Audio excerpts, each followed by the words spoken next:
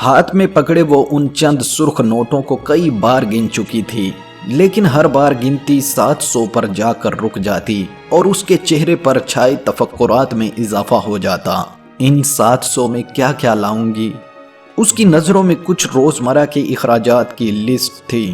اس کا شوہر ایک مستری تھا جو سارا دن گھروں کی تعمیر کا کام کرتا اور شام کو 1000 روپے مزدوری کے لا کر بیوی کے ہاتھ پر رکھ دیتا۔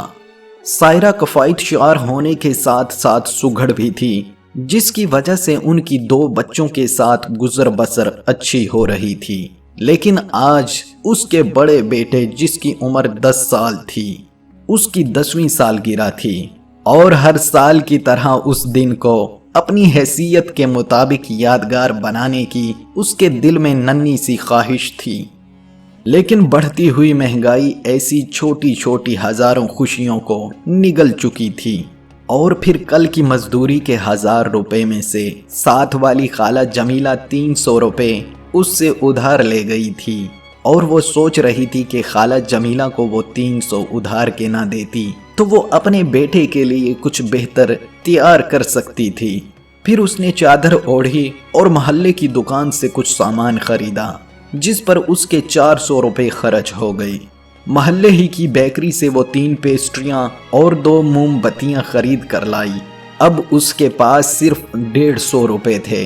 اس نے 100 روپے میں سے ایک گیند خریدی، جسے لینے کے لیے اس کا بیٹا کئی بار کہہ چکا تھا، اور یہ سب کچھ خرید کر بھی 50 روپے بچے، پر وہ خوش تھی۔